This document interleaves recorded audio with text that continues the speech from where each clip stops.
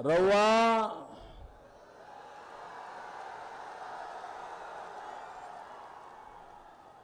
सब लोग इनके प्रणाम करता ने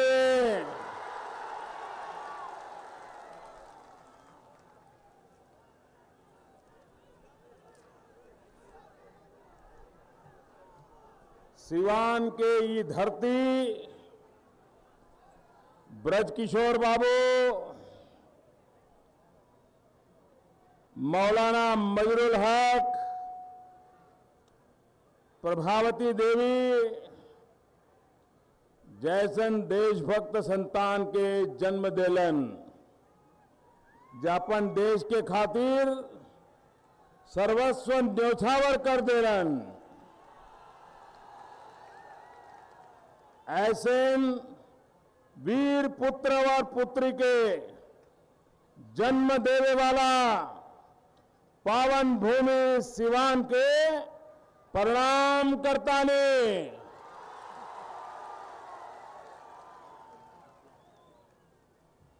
मंच पर विराजमान सभी वरिष्ठ साथी, नाम नहीं बोलूंगा तो चलेगा ना, क्योंकि बहुत बड़ी सूची है।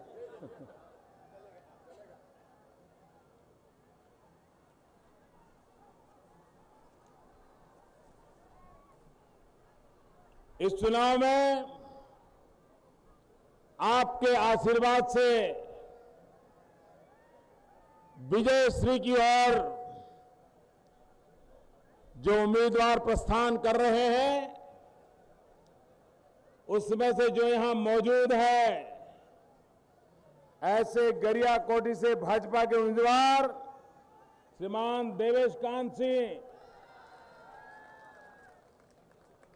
दरोदा से भाजपा के उम्मीदवार श्रीमान जितेंद्र स्वामी,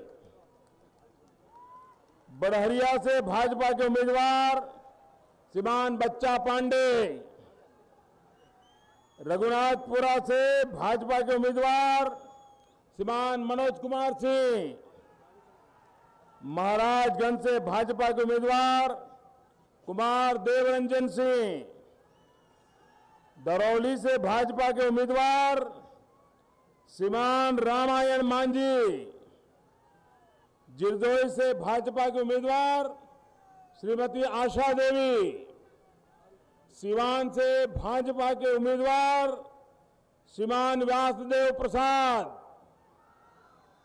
मेरे साथ बोलिए भारत माता की। ये जो वीर पुरुष उस कंधे पर खड़े हैं, उनसे मेरी प्रार्थना है कि आप नीचे आ जाइए।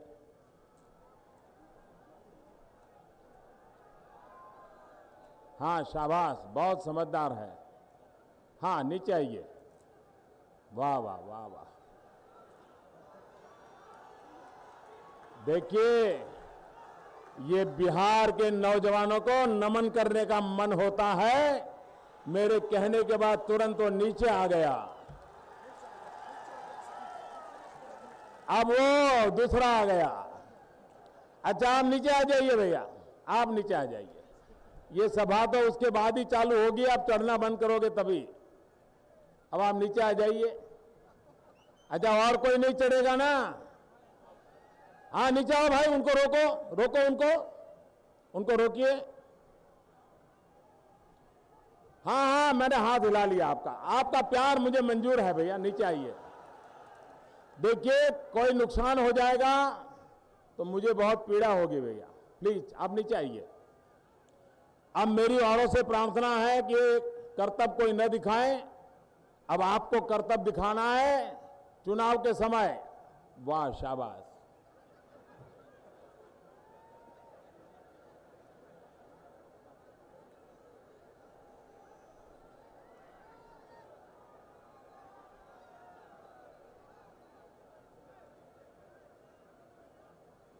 मैं बोलना शुरू करूं? उस बांस के पास खड़े हो, मुझे बताएं, मैं बोलना चालू करूं? पक्का? बहुत बहुत धन्यवाद।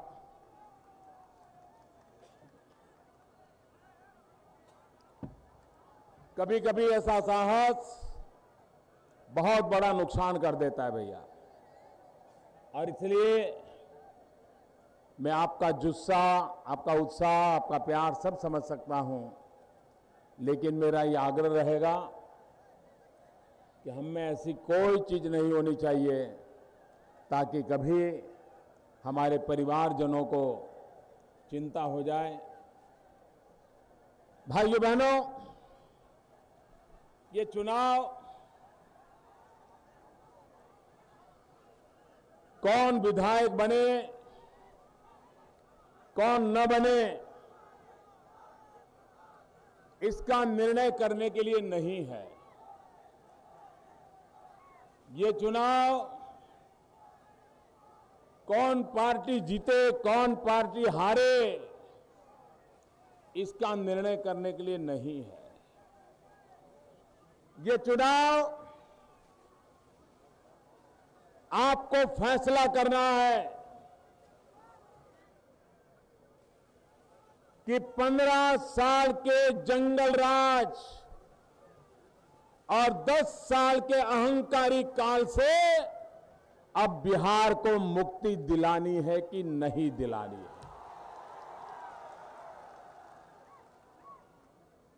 फैसला करना है अब बिहार को आगे ले जाना है कि बिहार को और पीछे धकेलना है।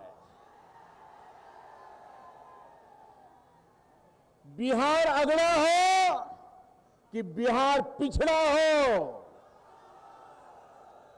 भाइयों बहनों, वे लड़ाई लड़ रहे हैं बिहार पिछड़ा रखने की।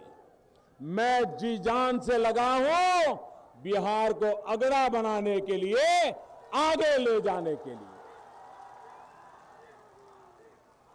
भाइयों बहनों, अब भैया आपका उत्साह बहुत अच्छा है, बहुत प्यार, बहुत प्यार। थैंक यू भैया। भाइयों बहनों,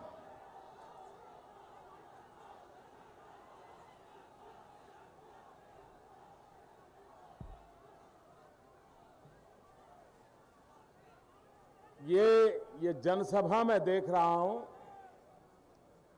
हमने चुनाव बहुत लड़े हैं, बहुत चुनाव ऑर्गेनाइज किए हैं, लेकिन इस बार जो बिहार में मैं देख रहा हूं, ऐसी चुनावी सभाएं मैंने पहले कभी देखी नहीं है भैया, पहले कभी देखी। और मैं तो हमारे सांसद महोदय को शिकायत करना चाहता हूं। मैं हमारे सांसद मिश्रा महोदय को शिकायत करना चाहता हूं। करो भाई, आपके सांसद के खिलाफ शिकायत करो, करो, इन नेताओं के खिलाफ शिकायत करो। आप बुरा नहीं मानोगे ना? आपके खिलाफ शिकायत करो, करो, आप बुरा नहीं मानोगे ना? पक्का नहीं मानोगे? वादा निभाओगे? देखिए, मेरी शिकायत ये है कि 2014 में जब मैं खुद चुनाव लड़ रहा था, मेरे नेतृत्व में चुनाव लड़ा जा रहा था, आपके सांसद खुद चुनाव लड़ रहे थे और यहीं पर मैं सभा करने आया था, लेकिन इससे आधे लोग भी नहीं आए थे, आधे लोग भी नहीं आए थे। आज डबल से भी ज्यादा आ गए। बताइए, मैं शिकायत करूं कि नहीं करूं? आपका ये प्यार इस बात का सबूत है मेरे भाइयों बहनों। अब बिहार को विकास चाहिए, अब बिहार को और कोई बात नहीं चाहिए, ये साफ दिख रहा है। हिंदुस्तान के पॉलिटिकल पंडितों को भी अब अपने पुरानी घिसी पीटी थियरियों को खत्म करना पड़ेगा। अब उनके पुराने समीकरणों के हिसाब किताब बंद करने पड़ेंगे। अब उन्होंने नई खातावाही लिखनी पड़ेगी, नई खातावाही लिखनी पड़ेगी और देश पुराने समीकरणों से चुनाव लड़ने को तैयार नहीं है। देश का मतदाता विकास के मुद्दे पर चुनाव लड़ना चाहता है, चुनाव में वोट करना चाहता है। ये सबसे बड़ा बदलाव है और मैं इसे भारत के लिए शुभ संकेत मानता हूं भाइयों, भारत के भाग्य के लिए शुभ संकेत मानता हूं। हमारा देश ऐसा नहीं होना चाहिए, हमारा बिहार ऐसा नहीं होना चाहिए। क्या हाल करके रखा है भाइयों। और इतना चुनाव चल रहा है, यहां जो नई पीढ़ी के लोग हैं ना, उनको तो पता भी नहीं होगा कि आपके इस बिहार में 35 साल तक कांग्रेस का राज रहा था। 35 साल तक, 35 साल में उन्होंने ऐसा तो क्या पाप किया, बिहार की ऐसी तो कैसी बर्बादी की कि बिहार के लोगों ने 25 साल हो गए कांग्रेस का मुंह देखना बंद कर दिया है, मुंह देखना बंद कर दिया है। बिहार के लोगों को कितना गुस्सा आया होगा आप अंदाज कर सकते हैं। 35 साल तक कांग्रेस को झेला, 35 साल तक कांग्रेस का समर्थन किया, आंख बंद करके किया, लेकिन जब सच्चाई समझ में आई, यही बिहार के मेरे जागरूक मतदाता है। 25 साल हो गए, फिर से कांग्रेस को बिहार में पैर नहीं रखने दिया, पैर नहीं रखने दिया। पिछले 25 साल से बिहार ने बड़े भाई छोटे भाई की सरकार देखी है। 15 साल तक लालू जी का जंगल रहा है। टीवी का कॉमेडी शो, मनोरंजन, ये सब खेल देख लिए कि नहीं देख लिए भाई? देख लिए कि नहीं देख लिए? और बिहार की जनता को ऐसा गुस्सा आया, ऐसा गुस्सा आया कि उनको ऐसा भगाया। 10 साल हो गए, बिहार की जनता लालू जी की ओर देखने को तैयार नहीं है, देखने के लिए तैयार नहीं। फिर ये आए दूसरे उनके छोटे भाई, उनका अहंकार इतना ऊंचा है, उनके लिए बिहार की भलाई और खुद का अहंकार, दो में से कुछ चुनना है तो खुद का अहंकार चुनते हैं, बिहार की भलाई नहीं चुनते हैं। आज बिहार की जनता को उन पर भी गुस्सा आया है। लालू जी, नीतीश जी, आप बिहार की जनता को पहचानने में गलती कर रहे हो। ये नौजवान पीढ़ी को आप पहचान नहीं पा रहे हो। ये 1990 का कालखंड नहीं है, ये 2015 का कालखंड है। यहां का नौजवान सपने संजो करके बैठा है, सपने संजो करके बैठा है। वो आगे बढ़ना चाहता है, वो विकास चाहता है, वो अपने जीवन में बदलाव चाहता है। लेकिन आप वही घिसी पिटी बातें कर रहे हो जो 90 में कर रहे थे, वही कैसेट सुना रहे हो। आपने 2-2 पीढ़ी तबाह कर दी है, 2-2 पीढ़ी तबाह कर दी है। 25 साल में 2-2 पीढ़ियों को विनाश करने वाले लोगों को अब बिहार की जनता इन तीनों लोगों को एक साथ भगा देने वाली है और आने वाले 50 साल तक पैर नहीं रखने देगी, ये मेरा पूरा विश्वास है। बिहार की जनता जब देती है तो छप्पड़ फाड़ के देती है, लेकिन जब लेती है तो पूरी तरह साफ कर देती है, साफ कर देती है। इस चुनाव में बिहार का ये मिजाज है। 60 साल जिन्होंने बिहार को तबाह किया है, 35 साल तक मैडम सोनिया जी ने, 15 साल तक लालू जी ने, 10 साल तक अहंकारी नेता ने, इन 7 साल वालों को हमेशा हमेशा के लिए विदाई करने का फैसला इस बार बिहार ने कर लिया है और इसलिए मैं बिहार को अभिनंदन करने आया। भाइयों बहनों, मैं तो साफ देख रहा हूं, ये मिजाज, इसे कोई जनसभा कह सकता है क्या? कह सकता है क्या? इसको कोई रैली कह सकता है क्या? इसको कोई रैली कह सकता है क्या? अरे इसको कोई रेला कह सकता है क्या? अरे भाइयों बहनों, मैं तो देख रहा हूं, ये तो रैली से भी आगे निकल चला गया, रेला से भी आगे निकल चला गया। ये तो परिवर्तन का मेला है, मेला, परिवर्तन का मेला। और इसके कारण उनके हाल और बिगड़ते जा रहे हैं। आजकल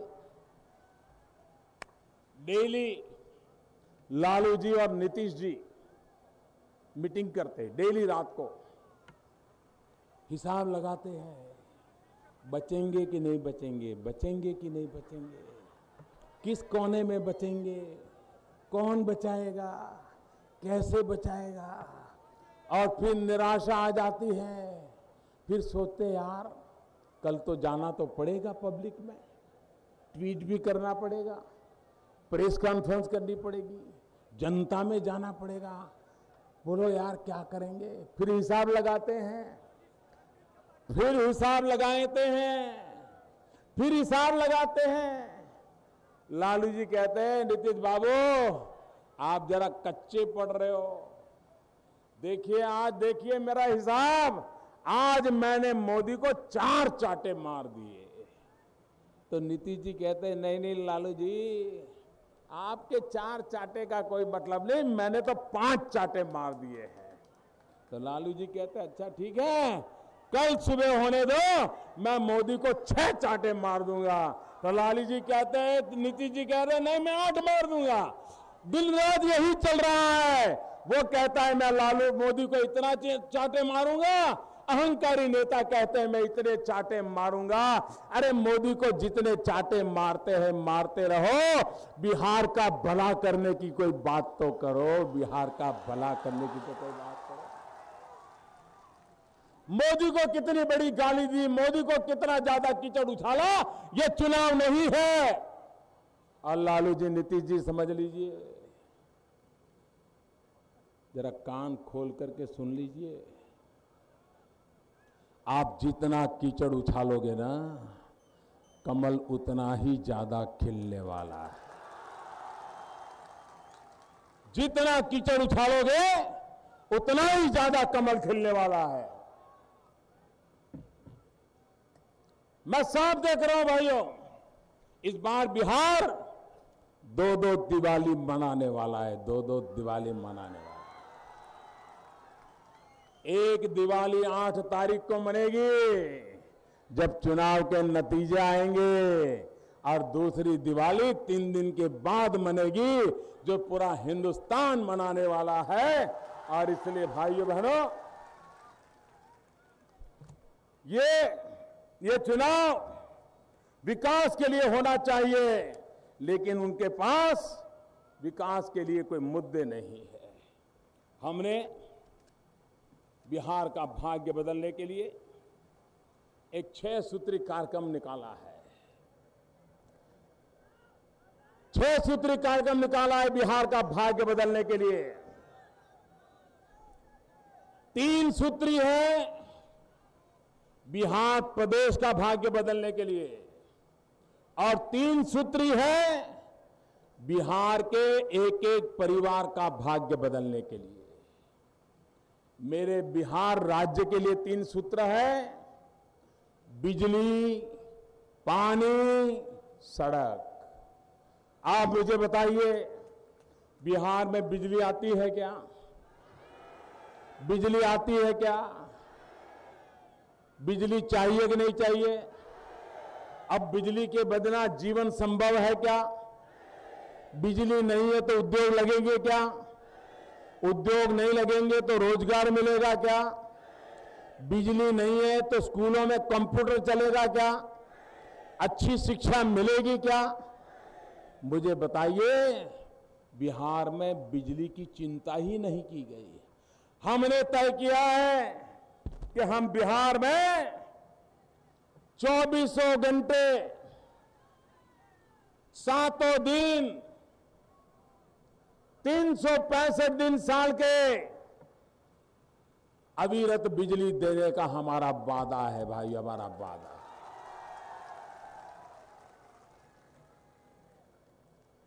ये अहंकारी नेता पिछले चुनाव में आपको वादा किया था, उन्होंने वादा किया था कि मैं बिहार को घर घर बिजली पहुंचाऊंगा, और अगर बिजली नहीं दे सकता हूं तो मैं 2015 के चुनाव में वोट मांगने के लिए नहीं आऊंगा।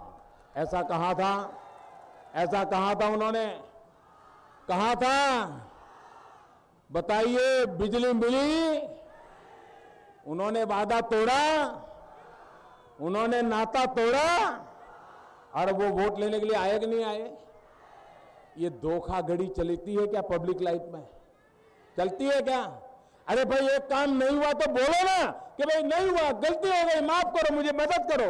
नहीं, अहंकार इतना है कि वो कह रहे नहीं। ये अहंकार बिहार की समस्या है सबसे बड़ी। इनका अहंकार है जो बिहार को डुबो दिया है। और इसलिए भाइयों बहनों, अकेले सीवान जिले को 24 घंटे बिजली पहुंचाने के लिए हमने दिल्ली से 600 करोड़ रुपया देने का तय किया है। 600 करोड़ रुपया। भाइयों बहनों, हमने विकास के लिए 1,25,000 करोड़ रुपया का पैकेज,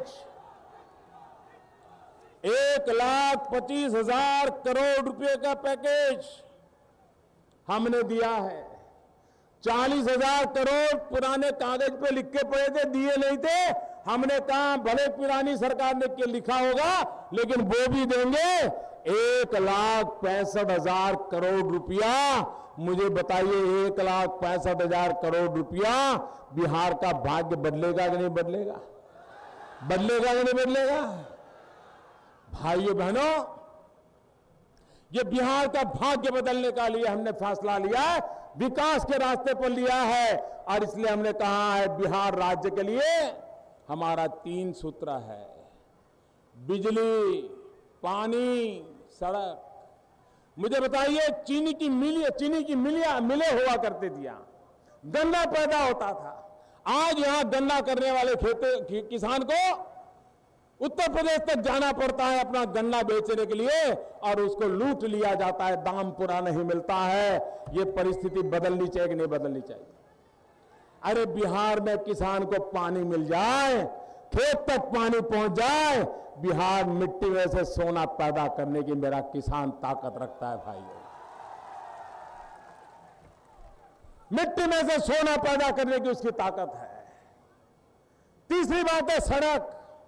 आज के जमाने में सड़कों की जाल होनी चाहिए कि नहीं होनी चाहिए? गांव पक्की सड़क होनी चाहिए कि नहीं होनी चाहिए? आजादी के इतने सालों के बाद गांव के साथ अन्याय क्यों? और इसलिए भाइयों बहनों, हमने 1,65,000 करोड़ रुपया का जो विकास का पैकेज दिया है, उसमें उत्तर प्रदेश की बिहार बॉर्डर से सिवान, मधुबनी, सीतामढ़ी और नेपाल बॉर्डर तक 4 लेन स्टैंडर्ड हाईवेज का निर्माण करने के लिए 4,000 करोड़ रुपया लागत देने का निर्णय किया। 4,000 करोड़ रुपया। भाइयों बहनों, मेरे दिल के अंदर एक संकल्प तय हुआ है कि मैं बिहार का यह हाल बदल के रहूंगा। और इसलिए 4,000 करोड़ रुपया एक रोड के लिए, आप बताइए कितना बड़ा बदलाव आ जाएगा। ये बदलाव लाने की दिशा में हम काम कर रहे हैं। लेकिन भाइयों बहनों, इनको तो अब जनता पे भरोसा नहीं है, इनका लोकतंत्र में भी भरोसा नहीं है। आपने देखा होगा कुछ परिवारों में अगर एकाध व्यक्ति बीमार हो जाए, सब डॉक्टरों से दवाई करवाने की कोशिश करें, हर प्रकार की दवाई करवा लें, ऑपरेशन करना है तो ऑपरेशन करवा लें, लेकिन जब तबीयत ठीक नहीं होती है तो फिर वो थक जाता है, हार जाता है और फिर जंतर मंतर करने वालों के पास चला जाता है। जंतर मंतर वालों के पास चला जाता है कि भाई कोई डॉक्टर इसको ठीक नहीं कर सकता है, आप कुछ मदद करो। ये नीतीश बाबू, अब जनता ने उनका साथ छोड़ दिया है। पहले और दूसरे चरण के वातावरण ने उनको जड़ मूल से उखाड़ करके फेंक दिया है और इसलिए अब जनता उनके साथ नहीं है तो चले गए हैं जंतर मंतर, जंतर मंतर, जंतर मंतर। आप मुझे बताइए, क्या कोई तांत्रिक पूजा पाठ करके मंत्र करके आपका दिमाग बदलेगा क्या? क्या ये आपका अपमान है कि नहीं है? यह आपका अपमान है कि नहीं है भाइयों? ये लोकतंत्र का अपमान है। भाइयों बहनों, मुझे बताइए आपको क्या चाहिए? मंत्र तंत्र चाहिए कि लोकतंत्र चाहिए? मंत्र तंत्र चाहिए कि लोकतंत्र चाहिए? मंत्र तंत्र चाहिए कि लोकतंत्र चाहिए? ये 18वीं शताब्दी की बातें हैं। ये मंत्र तंत्र करने वाले लोग 200 साल पुरानी मानसिकता रखते हैं। हमें तो 21वीं सदी में जाना है। नौजवान के हाथ में लैपटॉप होना चाहिए, नौजवान को रोजगार होना चाहिए, रोजगार की चिंता और चर्चा होनी चाहिए, जंतर मंतर की नहीं होनी चाहिए। नीतीश बाबू कहते हैं कि अगर हमारी सरकार बनेगी, जो बनने वाली नहीं है, वो कहते हैं हमारी सरकार बनेगी तो हम नौजवानों को कंप्यूटर देंगे, कंप्यूटर। मुझे बताइए भैया, ये कंप्यूटर देंगे लेकिन बिना बिजली को चलेगा क्या? बिना बिजली को कंप्यूटर चलेगा क्या? चलेगा क्या? और नीतीश बाबू, ये बिहार का नौजवान जानता है आपके कंप्यूटर में तो लालू वायरस है, लालू वायरस।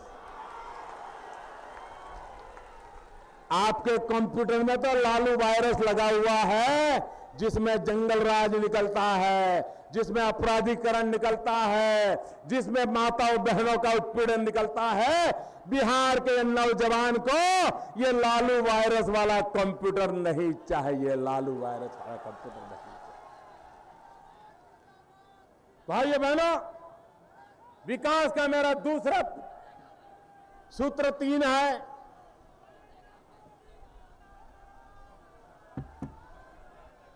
विकास में मेरे दूसरे 3 सूत्र है और वो 3 सूत्र है परिवार के लिए।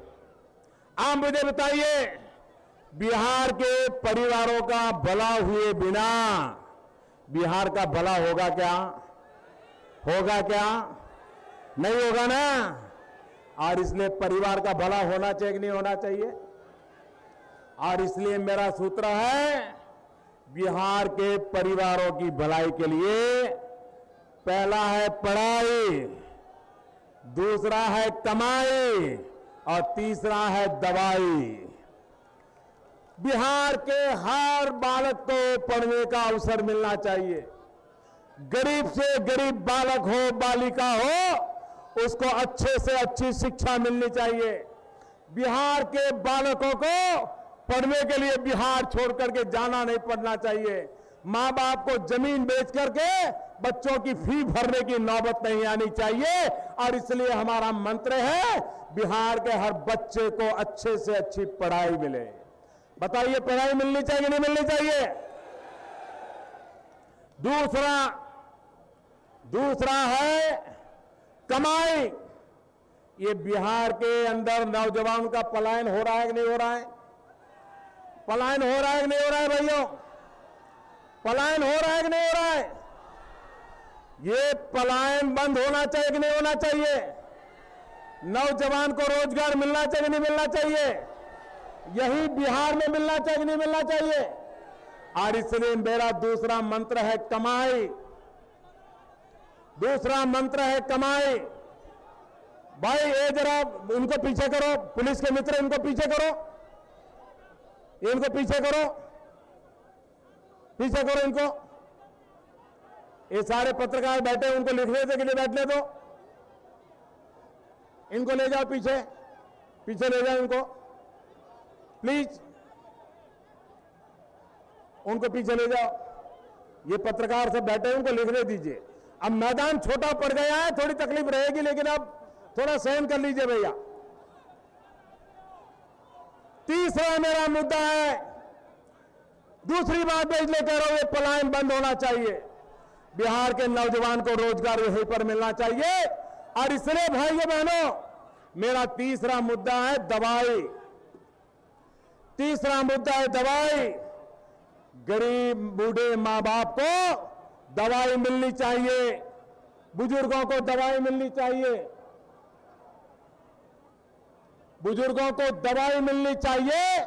और इसलिए मेरे भाइयों बहनों, मैं आपसे आग्रह करने आया हूं कि बिहार में पढ़ाई हो, कमाई हो और दवाई हो।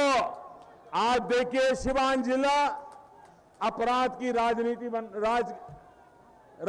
बन गया है। अब यह सिवान को अपराध की राजधानी से मुक्त करना है कि नहीं करना है? ये राजधानी अपराध मुक्त बनाना है कि नहीं बनाना है? भाइयों बहनों, मुझे बताया गया कि इस इलाके में जो टिकटें बांटी गई, वो टिकटें, इस इलाके में जो टिकटें बांटी गई, वो टिकटें जेल में से बांटी गई है, जेल में से बांटी गई। जो टिकटें जेल में से बांटी जाती है, उस सिवान का भला कैसे करेंगे भाइयों? वो तो रोज जाकर के जेल में हाजिरी लगाएंगे। क्या बिहार को ऐसे नेता चाहिए? और इसलिए भाइयों बहनों, मैं आपसे आग्रह करने आया हूं कि मैं आपसे आग्रह करने आया हूं कि इस चुनाव में यहां जो अपराध की राजनीति चली है, निर्दोषों को मौत के घाट उतार दिया जाता है, भय और आतंक का माहौल बनाया जाता है। अगर हमारी सरकार आई तो उनका ये सारा खेल बंद होने वाला है। इसलिए पूरी ताकत लगा करके ये सारे गुंडागर्दी करने वाले लोग मैदान में आए हैं। और इसलिए मैं कहने आया हूं मेरे भाइयों बहनों, इस चुनाव में विकास के लिए वोट दीजिए। इस चुनाव में बिहार का भाग्य बदलने के लिए वोट दीजिए। और मुझे विश्वास है कि बिहार का भाग्य बदलने के इस वोट में आप पूरी ताकत से हमारे साथ जुड़ेंगे। मैं सभी नेताओं से आग्रह करता हूं, आगे आइए, मेरे साथ बोलिए, भारत माता की, भारत माता की, भारत माता की। बहुत बहुत धन्यवाद।